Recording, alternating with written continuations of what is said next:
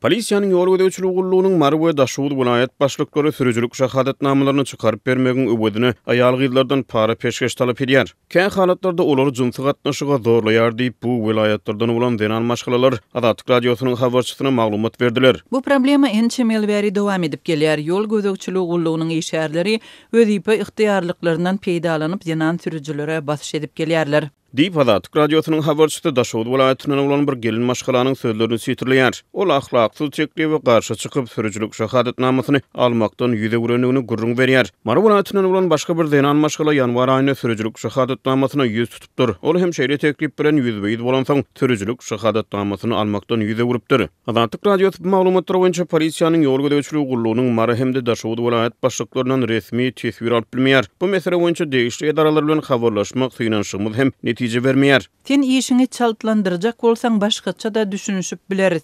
Diýip Marly Zenan polisiýa başlygynyň öýdüne aýdan sözlerini sitirleýär. Şondan ozal meniň ýüz tutmalarymy dürli bahanalar bilen ýygyna gaýtyrdylar. Ahirinde şeýle diýdiler: "Ýöne men razy bolmadym, netijede şahadatnama almakdan el çekmeli boldum." Diýip olay diýär. Türkmenistanyň Zenan maşgalary sürüjülük şahadatnamasyny almakda öňünden bäri dürli päsgelçiliklere sebäp bolup gelýärler. Bu problem aýal gyzlaryň hak hukuklaryna baglanýan halkara ýöneklarda hem türkmen häkimetlerinden jogap talap edilýän möhüm soraklaryň, insan hukuklarynyň meseleleriniň hatyryna galýar. Galbertde Türkmenistanyň hukuk goraýjy edaralaryň işgärleri ýyllar boýy insan hukuklaryny eden etdirikli görnüşde depelemekde aýyplanyp gelýärler. Marwe vilayetinden bolan 3-nji bir Zenan maşgala Azatlyk radiosynyň habarçysy bilen gurrun döşükdi. Ýokary wezipelerde güýçlü tanış bolsa, häkimet wekilleriniň, polisiýa başlyklarynyň şeýle ahlaksyz çekliplери agdamagy milt edip bilmeýänliklerini aýdýar. Ol tanış tapyp sürüjülük şahadatnamasyny almagy başarypdyr. Ýöne ol tanışyň bolsa-da para talaplaryndan sowulup geçip bolmaýanyny aýdýar. Arkaňda her näçe güýçlü tanışyň bolsa-da para bermeli bolýar. Sebäbi paranyň belli bir bölegi içeri işler ministrligine barýar diýip eşitdim. Diýip Zenan maşgala aýdýar. Habarçymyzyň öwrünen maglumatlaryna görä Demirgazyk vilayetinde gelin gyzlara degişli sürüjülük şahadatnamasynyň bir kanun bahasy $1000. Marwe vilayetinde bolsa bu mukdar tas ikesi ýokarlanýar. Türkmen häkimetleri 2023-nji ýylda adam hukuklarynyň meseleleriniň Türkmenistanyň ýagdaýyna baglanıp Jenewada geçirilen iri ýöneklaryň birine ýurtda zenanlara sürüjülük şahadatnamalarynyň berilmezligi bilen bagly ýagdaýlary ýurdun çägine hasablanyň ulaw helakçyliklerine artyşlar bilen ilteşdirmäge tynanyşypdy. Türkmen wekiliýeti şonu 2018-2023-nji ýyllar aralygynda Türkmenistanyň aýal gyzlara 9720 sany sürüjülük şahadatnamasynyň çykarylyp berilendigini aýtdy.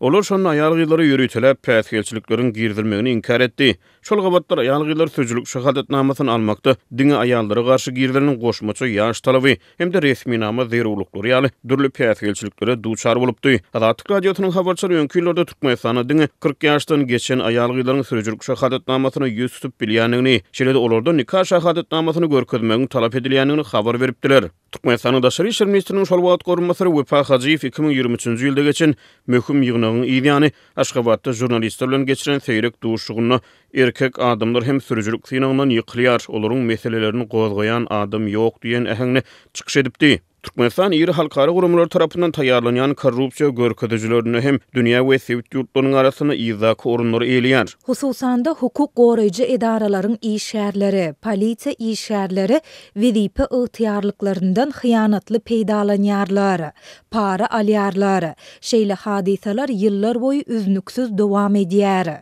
Diýip fevral aýynda Marwe vilayetyna sürüjülük şahadatnamasyny almagy başaran ýöne öýdüne ahlaksyz çekliwiň edilmegine ruhsat bermedik aýal maşgala aýdýar. 2023-nji ýylda ýokary wezipeli adamlaryň aýal gyzlaryň sürüjülük şahadatnamalary boýunça beren beýanatlarynyň ýygyny bu problema bilen bagly habarlar seýrekleşdi. Ýöne 2024-nji ýylyň aprelinde iýun aýlaryna ýurdun durly künjeklerini bu mesele bilen bagly problemalar ýene bir gezek gozgoldy. Azatlyk radiosy maglumatlary boýunça häkimet edaralarynyň resmi tesbir alyp bilmeýär.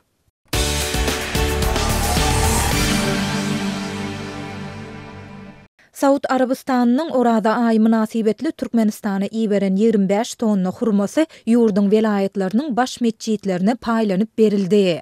Balkan welaýatynyň meçitlerinde imamlaryň käbirleri taraba namazyna gelýänlere paýlamak üçin niýetlenen hurmanyň belli bir bölegini raýatlara paýlap, galan bölegini öz tanış bilişlerine satýarlar diýip meçitleriň işgärleri we yerli ýaşaýjylar aýdýarlar. Bu ýagdaýlar barada Azatlyk radiosynyň habarçysy 3-nji martda Sewitden maglumat berdi. Balkanavat baş mescidin imamlary mescidin paýyna düşen 300 kilogram hurmadan diňe 10 kilogramyny tarawa namazyny okumaga gelen adamlaryň her birine 2 daneden paýlap berdiler. Olar onuň galan bölegini öz tanyş bilişlerine satýarlar. Dip Agzalyan mescidin bir işäri hakykatda hurmanyň ählisiniň tarawa namazyna gelýänlere paýlanmalydygyny anonimlik şertinde nykdady. Bu ýagdaýlar Türkmenbaşy şäheriniň mescidlerinde we vilayatyň etrap mescidlerinde hem gaýtalanýar. Bu barada gürrüň edilýän mescidleriň hojaluk işleri boýunça işärleriniň we ýagdaýlardan habarly yerli ýaşaýjylaryň ençemesi gürrüň berdi. Türkmenbaşynyň mescidleriniň paýyna düşen 100 kilogram çemesi hurma hem imamlar tarapyndan talandy. Halk we garyp hojaluklar hurmanyň hy harpynam görmediler. Olar her bir kilogram hurmany 50 manatdan satýarlar diýip şäheriň mescidleriniň biriniň işäri anonimlik şertinde aýtdy. Sebitin bazarlaryna aýlanyp gören habarçymyz, hususiýetçilerde hurmanyň 1 kilogramynyň hiline görä 25-120 manat aralygynda bahalanýandygyny belleýär. Imamlar öz wezipe ygtyarlyklaryndan mukaddes Ramazan aýynda şeýle hyýanatly peýdalansa, galan edara kärhanalaryň, pudoklaryň ýolbaşçylaryna geň galmagyň geregi hem ýok diýip, ýagdaýlardan habarly yerli ýaşaýjy anonimlik şertinde aýtdy. Ýatlasak, Saud Arabistany 20 fevralda Türkmenistana orada aýyna gabatlap 25 tonna hurma gowşurdy. Saud Arabistanynyň elçihanasynyň binasynda Padşah Salman adyndaky goldaw himayet merkeziniň iýberen 25 tonna hurmasyny gowşurmaga bagyşlanan dabara padşalygyň Aşgabatdaky elçisiniň wezipesini ýerine ýetirýän vekil Nawaf Al-Rashid we Türkmenistanyň dini edarasynyň wekilleri gatnaşdylar. Şonda Türkmen medeniýeti sowat berilen hurmalaryň ýurduň mescidlerine we dini edaralaryna paýlanjakdygyny habar beripdi. Şol 25 tonna hurmadan Balkan vilayaty üçin 1250 kilogram hurma bölünip berildi. Bu hurma vilayatyň ähli mescidlerine paýlandy.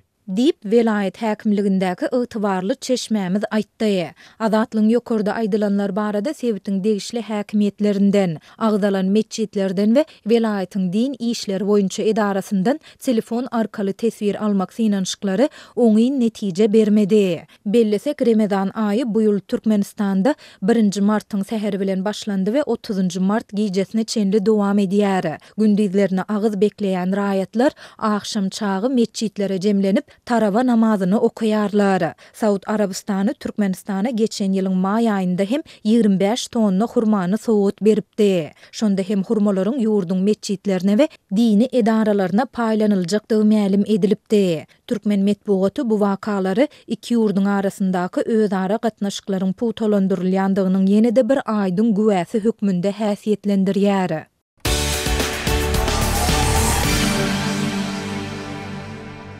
Londonda Ukraina boýunça geçirilen ýokary derejeli ýygnak Birleşen Ştatlar bilen Ýewropadaky ýaranlaryň arasynda ortaýatyň söwüşini besetmekde we Ukrainanyň prezidenti Volodymyr Zelenskiýiň şahsiýeti boýunça açyşan ary tapawdyň bardygyny açyp görkezden diplomatiýanyň hepdetini jemledi.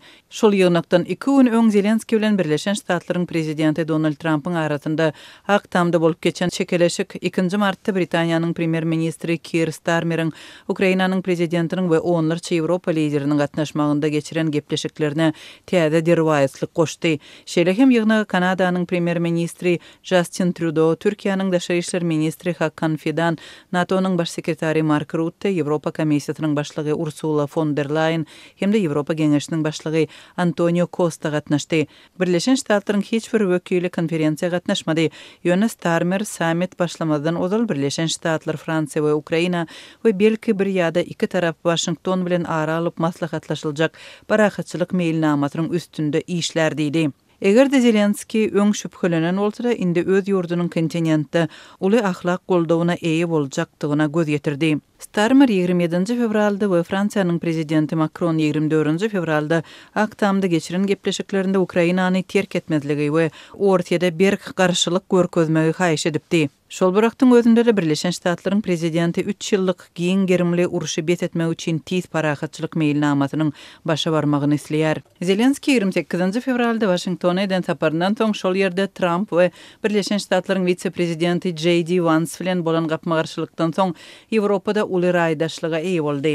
Ýewropa Birleşiginiň daşary siýasat boýunça başlygy Kaja Kallas Trumpy açaçan tanqidlemek bilen erkin dünýä täze lider gerek diýdi. Von der Leyen Zelenska siziň mertebeňiz Ukraina halkynyň edermenligini hormatlaýar diýip X-de çap eden maglumatynda aýtdy. Zelenski Londonda gowy kabul edildi we Ýewropadan Ukraina has köp maddi goldaw teklip edildi. Starmer we Zelenski Ukraina 2 milliard 840 milyon dollar möçberde gardyň berilmegi barada ulalaşdylar.